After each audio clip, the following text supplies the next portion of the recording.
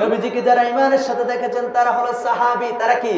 আয় হায় হায়, সাহাবীদের কত মর্যাদা, কত মর্যাদা। গাউসুল আজম আব্দুল কাদের জিলানী রাদিয়াল্লাহু তাআলা আনহুকে ওনার একজন ভক্ত জিজ্ঞেস করলেন, ওগো আমার বড় পীর, ওগো আমার মুর্শিদ, ওগো আমার গাউস, সুবহানাল্লাহ কন্যা, আপনার কাছে আমার প্রশ্ন, আপনি তো সবচেয়ে বড় ওলি, আপনি তো সবচেয়ে ওলিদের সবচেয়ে বড়, জোরে কন্যা সুবহানাল্লাহ। আপনার মর্যাদা বেশি নাকি সাহাবীর মর্যাদা বেশি? আল্লাহু আকবার। ভক্ত যখন জানতে চাইলেন আব্দুল কাদের জিলানী রাদিয়াল্লাহু তাআলা আনহু, তিনি বলতেছেন, খামোশ, তুমি কি বলছো এসব? আল্লাহু আকবার। তিনি বলতেছেন, হায় হায় হায়, সাহাবীরা যে ঘোড়া নিয়ে যুদ্ধ করছে, হায় হায় হায়, যে সাওয়ার নিয়ে যুদ্ধ করছে রে, যুদ্ধের ময়দানে গিয়েছে, ওই সাওয়ারের পায়ের নিচের একটা ধুলি বালির সমানও আমি গাউসে পাক আব্দুল কাদের নয়। আল্লাহু আকবার। তাহলে সাহাবীদের এই মর্যাদা কে দিয়েছেন? কারণ কি? আহা, ঈমানের সাথে নবীজিকে দেখছে, সুবহানাল্লাহ কয়টা? নবীজিকে ঈমানের সাথে দেখার কারণে এত মর্যাদা। তাহলে নবীর মর্যাদাটা কম? আহা, বুঝতেছেন না আপনারা? নবীর মর্যাদাটা মনে হয় কম। নবীজিকে দেখার কারণে যদি, ঈমানের সাথে দেখার কারণে যদি এত মর্যাদা হইতে পারে, ও পৃথিবীর মানুষেরা, ও নবীর উম্মতেরা, শোনো, আল্লাহর নবীর শান ও আজমত কি কম না বেশি? আমার প্রিয় ভাইরা, আমার বন্ধুরা, তো সাহাবায়ে কেরাম হয়েছেন নবীজিকে ঈমানের সাথে দেখার কারণে। আপনি আমি যদি নবীর যুগে আসতাম, তাহলে আমরাও তো ঈমানের সাথে নবীজিরে দেখতাম, ঠিক কিনা বলেন?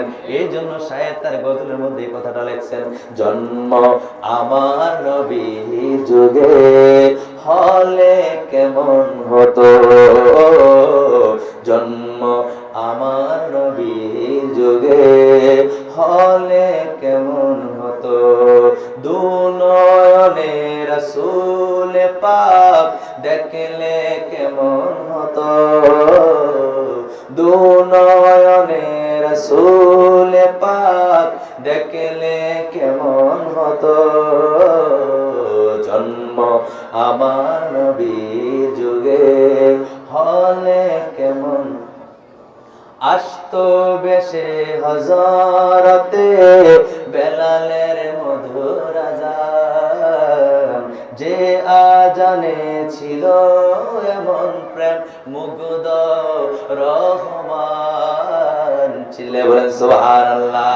আসতো বেশে হযরতে বেলালের মধুর আযান, যে আজানে ছিল এমন প্রেম মুগ্ধ রহমান, দয়াল নবীর পিছে নামাজ পড়লে কেমন হতো, দয়াল নবীর পিছে নামাজ পড়লে কেমন হতো, দুনয়নে রাসূল পাক দেখলে কেমন হতো, দুনয়নে, মহব্বতে বলেন না, দেখলে কেমন হতো, জন্ম আমার নবীর যুগে হলে কেমন হতো, দিনী কত আলোচনায়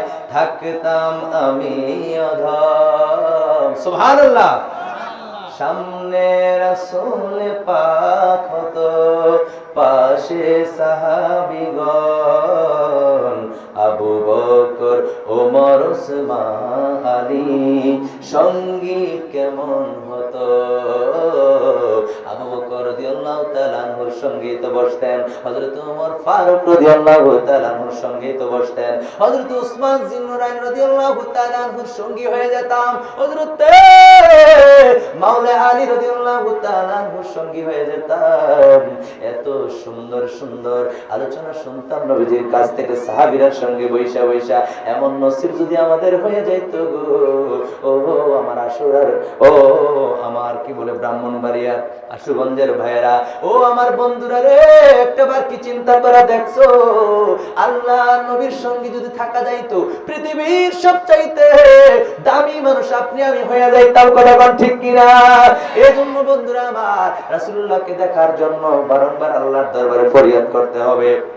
আল্লাহর দরবারে আরজি জানাইতে হবে, আল্লাহ গো, ও প্রাণের মাওলা, আল্লাহর নবীর দিদার একবার আমাদেরকে দিয়া দাও। সুবহানাল্লাহ বলেন, একবার দিদার দিবানিয়া আমারে। আল্লাহু আকবার বলেন। বন্ধুরা আমার, ভাইয়েরা আমার, এখনো যারা এদিক সেদিক ঘোরাফেরা করতেছেন, আমি আপনাদেরকে বলবো, আজকের মাহফিলের যিনি প্রধান অতিথি রয়েছেন, অত্যন্ত চমৎকার আলোচনা করেন। আমি অসুস্থ থাকার কারণে পরিপূর্ণতার সাথে পারতেছি না। এখানে যারা সরাসরি আমার আলোচনা শুনছেন, অবশ্যই বুঝতেছেন একটু ব্যতিক্রম, কারণ শারীরিক অবস্থা পাল্টায় কে? এত আস্তে কথা বলেন কেন? একটু মহাব্বত নিয়ে কর না বাবা। শারীরিক অবস্থা যিনি পাল্টায় দেন তিনি কে?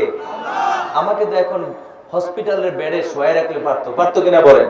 অনেক অসুস্থ আমার ভাই মাওলানা সাহেবকে আমি বলছে ভাই আপনি শুধু আইসা যান, তাহলে মাহফিল কমিটি বুঝবে আপনার অসুস্থতাটা, ঠিক কিনা বলেন? এরপর আপনাদের সামনে কথা বলতেছি, আল্লাহর মেহেরবানি, পড়ি আলহামদুলিল্লাহ। প্রিয় ভাইয়েরা আমার, আজকের মাহফিলের যিনি প্রধান অতিথি, ওনার কথা বলতেছিলাম। এই প্রধান অতিথি সাহেব অত্যন্ত চমৎকার আলোচনা করেন। যখন আপনারা শুনবেন কি মধুর কণ্ঠ। এই মাহফিল থেকে উঠে যাওয়ার তো দূরের কথা, আর যারা এদিক সেদিক হাঁটাহাঁটি করতেছেন, আপনারা হাঁটাহাঁটি করার কোনো সুযোগ নাই আমার মনে হয় আর কি, ইনশাআল্লাহ। আলহামদুলিল্লাহ বলেন। ভাইয়েরা আমার, যারা এখনো বাড়ি করে আছেন, এখনো যারা বাড়ি থেকে আসেন না, মনে মনে ভাবতেছেন হুজুরের আলোচনাটা সুন্দর লাগে না, হুজুরের আলোচনাটা যদি ভালো লাগে তাহলে যায় মনে কেমন নিয়ত করে কি করে না? কথা বল না, করে কি করে না? বন্ধুরা আমার, ভাইরা আমার, যারা আমরা আসছি, আমরা যারা মাহফিলে এসে গেছি, একটা ফজিলত ছুঁই না যান, যারা আসছি যারা আসে নাই, তাদের দুইয়ের মধ্যে পার্থক্য আছে না নাই? যারা আমরা আসলাম আর যারা আসে নাই, এই দুই দলের মধ্যে পার্থক্য আছে না নাই? কেমন পার্থক্য ভালো করে শোনেন। যারা মাহফিলে আসে না এবং যারা আমরা মাহফিলে আসছি, এই মাইকের আওয়াজ যত দূর যায়, আশেপাশে যতগুলি কবরস্থান আছে, প্রত্যেকটা কবরস্থান থেকে রূহগুলো চতুর্দিকে ছোটাছুটি করতেছে। আমাদের আপনজনেরা চতুর্দিকে ঘোরাঘুরি করতেছে, আপনজনের রূহগুলো ঘোরাঘুরি করতেছে। কিতাবের মধ্যে এসেছে রূহ 3 প্রকার। রূহ কয় প্রকার? কথা বলে কয় প্রকার? রূহ 3 প্রকার। একবার শর্ট করে সহজ করে বলতেছি। এক প্রকার রূহ হলো আপনার আমার যখন ডাক চলে আসবে চলে যাওয়ার জন্য, তখন এক প্রকার রূহ হলো আপনাকে যদি জান্নাতি হন আপনাকে রাখা হবে ইল্লিনে। কোথায় রাখা হবে? ইল্লিনে। আর যদি জাহান্নামী হয়ে যায় তাহলে আপনাকে আমাকে রাখবে সিজ্জিনে। আহারে কত শাস্তি শুরু হয়ে যাব। নাউজুবিল্লাহ কর না। এইগুলো এক প্রকার রূহ।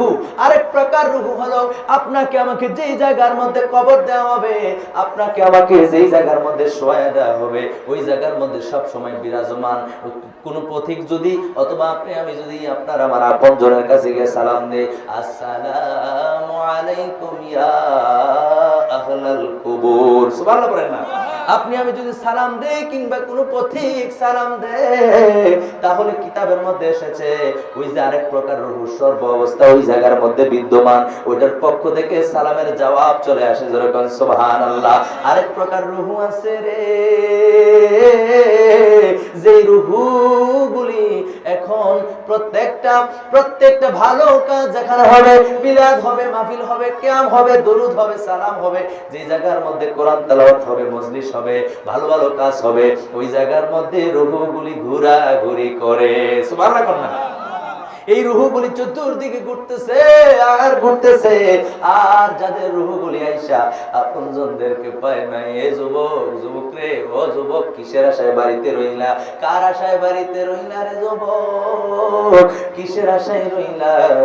যেই বাড়িতে তুমি শুইয়া রইলা, যেই বাড়ির মায়ায় তুমি মাহফিলে আসো নাই রে যুবক, ওই বাড়ির মালিক একদিন তোমার বড় আব্বা ছিল। ওই বাড়ির মালিক তোমার বড় আব্বা বেশি দিন থাকতে পারে না, অটোমেটিকলি তোমার ওই বাড়ির মালিক হয়ে গেল তোমার দাদা। বেশি উপরে যাই নাই, কাছের থেকেই বলতেছি, তোমার দাদা যখন মালিক হয়ে গেল, তোমার দাদা এখন দুনিয়ায় নাই, এই বাড়ির মালিক হয়ে গেল তোমার আব্বা। তোমার আব্বাও দুনিয়া থেকে চলে গেছে রে বন্ধু। এই বাড়ির মালিক তুমি মনে করতেছো তুমি সারা জীবন থাকবা, না রে বন্ধু না, সারা জীবন থাকার কোনো সুযোগ নাই। তুমি আমি যে মায়াটা কইরা বাড়িতে রইলাম, যে মায়া তুমি বাড়িতে বইরা রইলা রে যুবক, ওই বাড়িতে তুমিও থাকবা না। তোমার আব্বা আম্মা আজকে যখন মাহফিলের চতুর্দিকে ঘুরতেছে, এই রূহগুলি যখন ঘুরতেছে, ঘুরতেছে, ঘুরে ঘুরে যখন তোমাকে খুঁজে পাইলো না, মনের মধ্যে ব্যথা পাইলো, মনের মধ্যে কষ্ট হয়ে গেল, আর ডাক দিয়ে বললো, হায় রে সন্তান, আমরা দুনিয়ার জমির মাথার ঘাম পায়ে ফেলেছি, রুদ্রে পড়েছি, বৃষ্টিতে ভিজেছি, এত কঠোর পরিশ্রম কইরা, এত পরিশ্রম কইরা তোদেরকে লালন পালন করলাম, তোদেরকে এত মায়া মোহাব্বত করে বড় করলাম, ও সন্তান আজকে মাহফিলে আসলি না, তোদের বসত বাড়ির ভাড়া তো আমরা চাই নাই, তোদের জমি জমার ফসল, আমরা খুশি নাকি নারাজ? কথা করে খুশি নাকি নারাজ? আল্লাহ পাক রব্বুল আলামিন আমাদেরকে বোঝার তৌফিক দান করুক, আমরা পড়ি আমিন। এমন নবীর উম্মত হওয়ার পরেও আমরা যদি রাসূল পাক সাল্লাল্লাহু আলাইহি ওয়াসাল্লামের শান ও আজমত নিয়ে কথা বলি, শান খাটো করে কথা বলি, তাহলে তো হবে না। সূরা বাকারার 42 নম্বর আয়াতে কারিমার মধ্যে আল্লাহ সুবহানাহু ওয়া তাআলা কি বলেছেন? ওয়ালা তালবিসুল হাক্কা বিল বাতিলি ওয়া তাকতুমুল হাক্কা ওয়া আনতুম তা'লামুন। আল্লাহ সুবহানাহু ওয়া তাআলা কোরআনে কারীমের মধ্যে জানিয়ে দিয়েছেন, তোমরা হককে মিথ্যার সাথে মিশিও না, হককে বাতিলের সাথে মিলিও না, সত্যকে মিথ্যার সাথে সংমিশ্রণ করিও না। কি করো? তোমরা সত্যকে জেনে শুনে সত্যকে গোপন করো না, তোমরা সত্যকে কি করো? ওপেন করো। জোরে বলেন সুবহানাল্লাহ। এই সত্যটা হলো তাফসীরে জালালাইন শরীফের 9 পৃষ্ঠার মধ্যে রয়েছে। এই সত্যটা কি? এই সত্যটা হলো নাতা মুহাম্মাদিন সাল্লাল্লাহু আলাইহি ওয়াসাল্লাম, নবীজির শান ও আজমতকে তোমরা কি করো? প্রকাশ করো। জোরে বলেন সুবহানাল্লাহ। এই রবিউল আউয়াল মাসে আমরা বিশেষ করে নবীজির শান ও আজমত নিয়ে একটু বেশি আলোচনা করে, নবীজির আগমন নিয়ে, কথা বল ঠিক কিনা? আর আমরা আহলে সুন্নাত ওয়াল জামাতের আকীদা যারা বিশ্বাসী, আমাদের সারা বছরে যেন মিলাদুন নবীর মাস, ঠিক নেই হুজুর? সারাটা বছরে যেন আনন্দের মাস। আমি আর বেয়াদবি করতে চাই না, আলোচনা এখানেই শেষ করতে চাই। আমরা এতটুকুই বুঝতে পারলাম, প্রথম যে মুজিজাটা বলেছি, বুঝতে পারলাম নবীজি আমাদের মতো, কথা বলে, নবীজি আমাদের মতো নয়। আর রাসূল পাক সাল্লাল্লাহু আলাইহি ওয়াসাল্লাম শুধুমাত্র একটা জগতের নবী না, একটা গোত্রের নবী না, তিনি সমস্ত জাহানের, সমস্ত যুগের, সমস্ত মানুষের নবী, ঠিক কিনা বলেন? আমার আলোচনার সার সংক্ষেপ হলো এটা, আমি বলে দিলাম। আল্লাহ পাক রব্বুল আলামিন আমাদের সবাইকে কবুল করুক, আমরা পড়ি আমিন। আমাদের মাঝে যারা অসুস্থ আছে, হুজুরও অসুস্থ, আমি হুজুর সাথে, হুজুর যখন আসতেছিলেন আমি ফোনে কথা বলেছি, হুজুরও বলছে যে আমিও অসুস্থ আছি, আজকে কয়েকদিন যাবত হুজুরের জন্য দোয়া চাই। এবং এই হুজুর আছেন আহলে সুন্নাত জামাতের সভাপতি হিসাবে অত্র এলাকার, এই হিসাবে হুজুরের জন্য দোয়া চাই, আমি আমার জন্য দোয়া চাই, আপনাদের জন্য দোয়া করি হৃদয়ের গহীন থেকে। যে যুবক ভাইরা মাহফিল করেছেন, অনেকে বিদেশ চলে গেছেন, আমার কাছে বলেছেন ভাই একটু দোয়া করেন, মন থেকে দোয়া করি ভাই, এই ধরনের মাহফিল নবীর পক্ষে থেকে যেন সারাটা জীবন করতে পারো, কিয়ামত পর্যন্ত এভাবে যেন আহলে সুন্নাত ওয়াল জামাতের, সুন্নি জামাতের মাহফিল করেই যেতে পারো, আল্লাহ যেন কবুল করে, আমরা পড়ি আমিন। আমা তৌফিক ইল্লা বিল্লাহ। আসসালামু আলাইকুম ওয়া রাহমাতুল্লাহি ওয়া